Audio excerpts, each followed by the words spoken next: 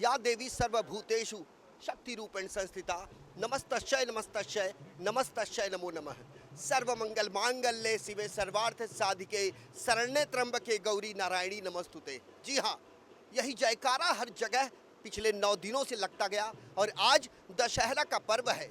9 दिनों तक लगातार इस ग्राउंड में गरबा रास हुआ करता था। यहाँ पर बड़ी संख्या में गरबा रसिक जो है वो यहाँ पर उमड़ा करते थे, लेकिन आज दशहरा के इस पावन पर्व पर उत्तर भारतीय विश्व महासंघ और उसके तमाम सहयोगियों की तरफ से यहाँ भव्य रावण दहन कार्यक्रम का आयोजन किया गया है। हम इस समय पंडाल में हैं। माता रानी की का दर्शन यहाँ आसानी से किया जा सकता है। जो स्वरूप है इसे देखने के बाद ऐसा लगता है कि जैसे माता रानी बोल पड़ेंगी। यहाँ 9 दिनों तक विधिवत तरीके से दीप धूप नैवेद्य हर चीज़ों से बड़े विधिवत तरीके से माता के स्वरूप की पूजा की गई, अर्चना की गई और एक स्वस्थ समाज की कामना की गई। और इसी तर्ज पर आज बुराई पर अच्छाई की जीत, अधर्म पर धर्म की जीत का जो प्रतीक है विजयादशमी निमित्त रावण दहन आयोजक उत्तर भारतीय विश्व महासंघ पिछले 29 सालों से सांता क्रूज पश्चिम के इस धर्मवीर संभाजी क्रीड़ांगण में आयोजन करता आया है। और ये तमाम सहयोगी यहाँ खड़े हैं जिन्होंने इस शुरुआत में जो बीज लगाई थी उत्तर भारतीय विश्व महासंघ की, जो आज एक विशालकाय वृक्ष का प्रारूप ले चुका है। हमारे साथ यदि नहीं है तो कुछ लोग नहीं हैं जो कंधे से कंधा मिलाकर इस उत्तर भारतीय विश्व महासंघ के साथ चल रहे थे, चाहे हमारे संस्थापक प्रकाश जानी हो या फिर हमारे वो सहयोगी ओम प्रकाश दुबे और रोहित दुबे। साथ ही साथ सहयोगी के तौर पर यहाँ पर मोहन विठोबा लोखेगांवकर जो यहाँ के कार्य सम्राट नगर सेवक हुआ करते थे वो नहीं है। ऐसे कई लोग हैं, शशिकांत विश्वनाथ शुक्ला वो भी अब इस दुनिया में नहीं है। लेकिन तमाम लोगों को हम श्रद्धांजलि देते हैं और खास करके भारत के मशहूर कारोबारी रतन टाटा जिनका निधन हुआ। 9 दिन तक जहाँ जहाँ पंडाल लगे थे सभी लोगों ने एक दिन वहाँ गरबा के आयोजन को रोक दिया। सबसे पहले हम अपने तमाम सहयोगियों से कहेंगे कि वो रतन टाटा के लिए 2 मिनट का मौन रखें और उनकी शांति की कामना करें।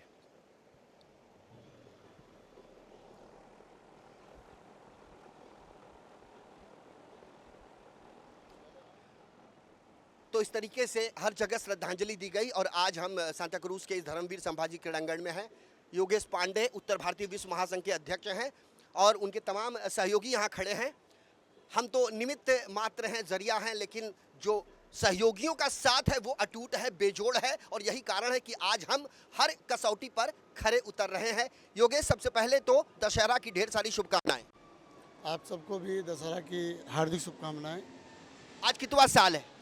ये 29वां बीत चुका है, इस बार 30वां साल है। ये बताइए इस बार क्या खास? इस बार खास रावण दहन हमारे लिए संस्था रावण दहन करीबन 30 वर्षों से मना रही है और ख़ास यही है कि एक बहुचर्चित जो हिंदू समाज से थी राधे माँ, उनका भी आगमन है। और दूसरी चीज़ ये कार्यक्रम जो हमारा सांस्कृतिक कार्यक्रम होता है। आपके इस मंच पर कभी बॉलीवुड के मुन्ना भाई संजय दत्त जिन्हें कहते हैं वो भी यहाँ पर आकर जा चुके हैं और ऐसी कई विभूतियों ने अपनी उपस्थिति यहाँ दर्ज कराई। चाहे वो संजय निरुपम हो, जब शिवसेना में थे तब वो सबसे पहले यहाँ आए थे। कृपा शंकर सिंह जब गृह मंत्री थे महाराष्ट्र के, वो यहाँ आए थे। यहाँ कई विभूतियों ने अपनी उपस्थिति दर्ज कराई। और आज मैं आपसे ये जानना चाहता हूँ, माता रानी यहाँ सामने है, 9 दिन बीत चुका है, दशहरा है आज, कब होगा विसर्जन? इसी ग्राउंड में 9 दिन तक नवरात्र का डांडिया रास था जो आशीष सेलार द्वारा किया गया था और आज 10वां दिवस जो है उत्तर भारतीय विश्व महासंघ हमारी संस्था द्वारा मनाया जा रहा है और करीबन 9:45-10 के लगभग रावण दहन का कार्यक्रम होता है।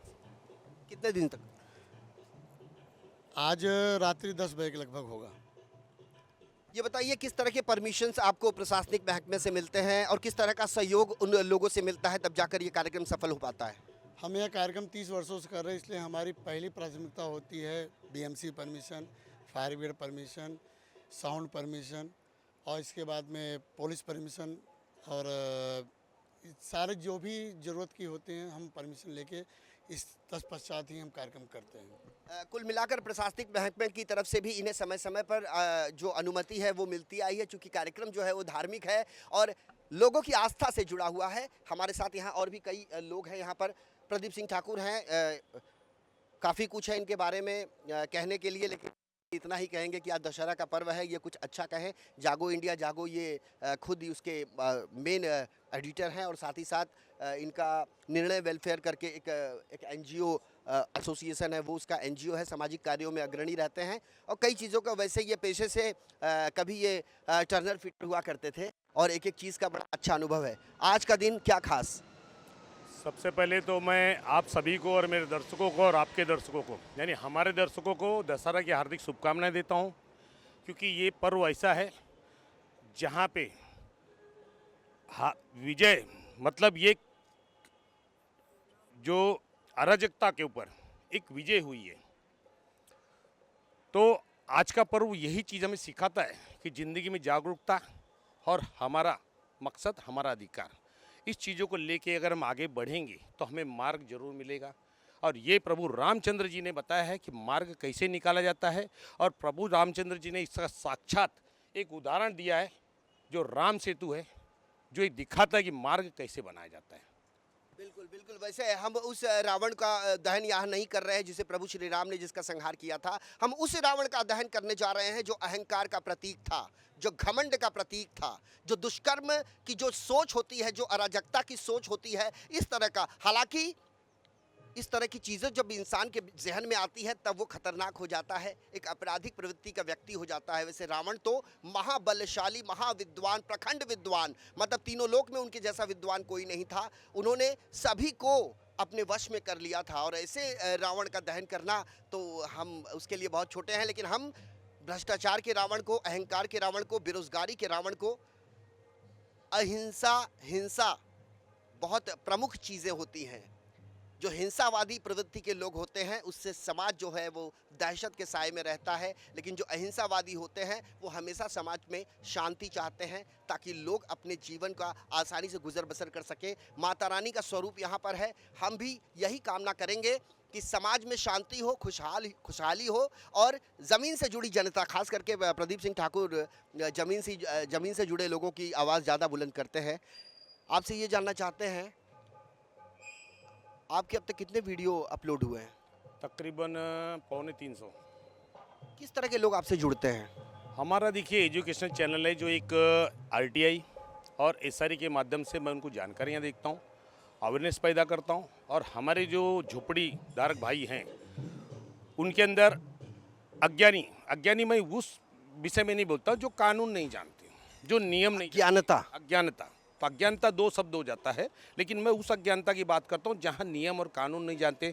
सरकार की जो निर्णय आते, जो आदेश आते, जो नए कुछ भी, उसके ऊपर उनकी जो सोच है उनको सीमित तक रहती है। उन्हें पता नहीं चलता है कि भाई इसके अंदर क्या है। उस चीज़ों को मैं इनको सरल और शब्दों में समझाता हूँ कि ये कानून क्या है और सरकार ने क्या आपके पास लाभदायक चीज़ें दी है और उसका फ़ायदा आप कैसे उठा सकते हैं।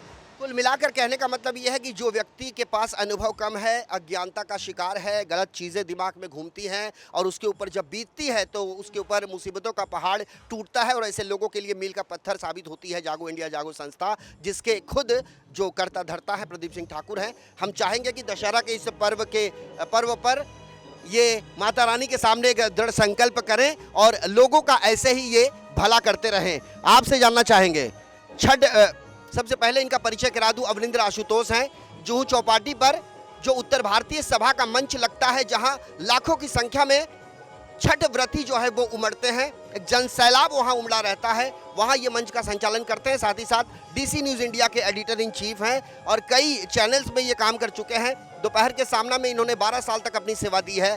आज हमारे साथ कई सालों से साथ हैं। आज का दिन क्या खास? आज का दिन यही कहा जा सकता है कि असत्य की दीवार भले ही सोने की हो, लंका सोने की थी, लेकिन जिस तरह से अभिमान आया, उसके अंदर अहंकार आया, घमंड आया, उसका भी नाश हुआ। और यही कारण है कि असत्य पर सत्य की जीत हुई है। और उसी प्रकार से हम देख सकते हैं कि पूरा माहौल जो यहाँ पर देख सकते हैं आप कि अभी कुछ देर के बाद यहाँ जगह नहीं रहेगी बैठने के लिए।